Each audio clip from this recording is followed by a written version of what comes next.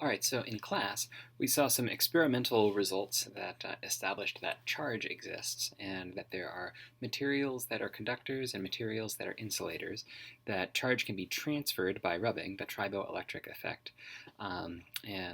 We talked about induced charge separation in conductors, giving rise to an effect that a neutral conductor will develop a charge separation and become attracted to any charged object that's nearby.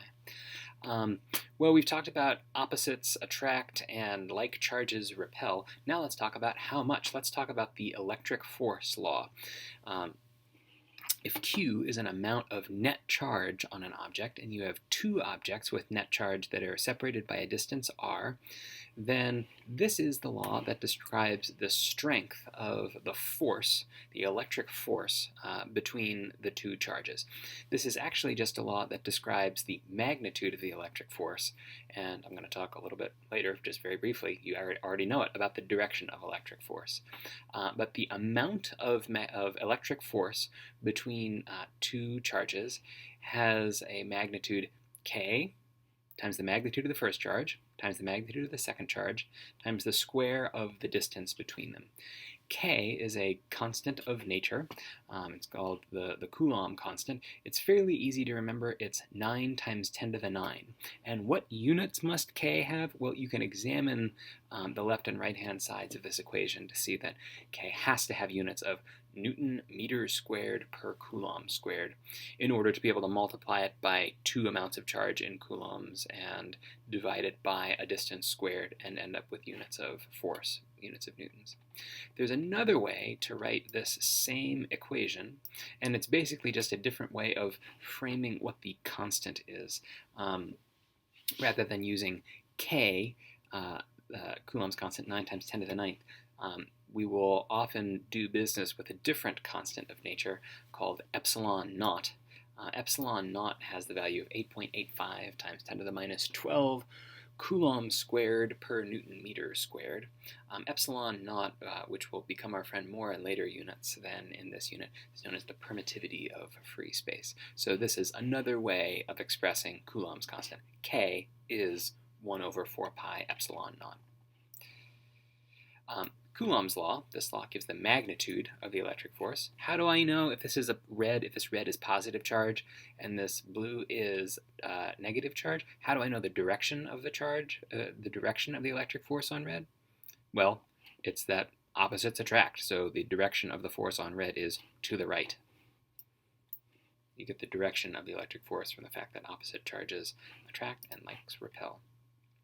So let's do a little scaling game.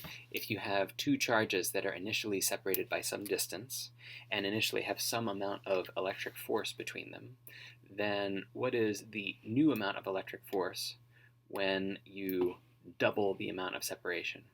Well, scaling r, the distance between the factors, by 2, scales the electric force by 1/4. So if the electric force was initially some amount F naught, then the new amount of electric force is F naught over 4. You can have a setup like this where if you consider the charge Q1, and again I'm adopting the convention that red means positive charge and blue means negative charge. If you have a charge here and then a positive charge to its left and a negative charge to its right, what is the total force? What's the net force on Q1? Well, let's draw a little free body diagram. This positive charge on the left exerts a rightward electric force on that middle charge Q1. This negative charge Q0 exerts also a rightward electric force. This positive charge in the middle is attracted to that negative charge on the right. And so the total amount of electric force is twice the electric force from one of them. That's 2 times k q1 q0 over a squared. Here's another example of a problem where I'm asking about the net force on a charge. Let's consider this charge. I could have drawn it in red, but I've just chosen to draw it in black for clarity reasons. This charge Q1 here is nearby a negative charge there, Q0, and the same magnitude of positive charge there, Q0 there. Can we describe the magnitude and direction of the net force on Q1 now? Well, you might pause the video, see if you can figure it out, see if you can figure out what direction the net force on Q1 is, and then see if you can figure out the magnitude. Well, let's see, if you draw a free body diagram of that charge, it experiences a repulsion from that red positive charge down there, an up and to the left arrow, and it experiences an attraction to that negative charge there, because this is a positive charge again, and so there's an up and to the right arrow. These are 45-degree angles because the way I've laid out this problem, all of these separations have the same amount d. So the net force has no x component because the horizontal components of these two forces cancel. And now let's go about figuring what is the amount of net force in the y direction. That doesn't cancel. And it's twice the amount of electric force from just one of the charges, right? The net vertical force that comes from the combination of these two forces is twice the vertical component of one of the forces. Well, so yeah, that's what that looks like. Can we figure out the vertical component of electric force from just one of these charges? Why, sure. You can see from this diagram that the amount of separation between Q1 and, say, that positive charge there, the amount of distance, the r in the denominator of Coulomb's law, is d times the square root of 2.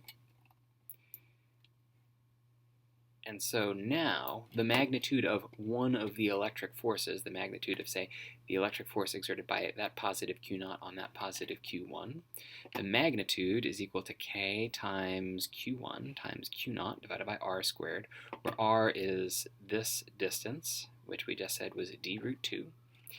So multiply that out.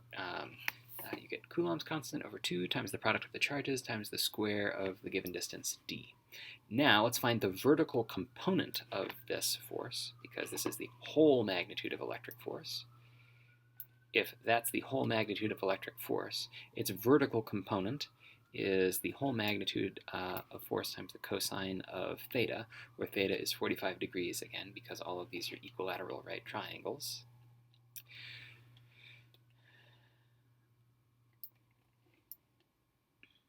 There's the vertical component of electric force exerted by one of these charges on Q1. And again, we said that the total force from both charges together is twice that vertical component. All right. That is what I want to say to you today about electricity.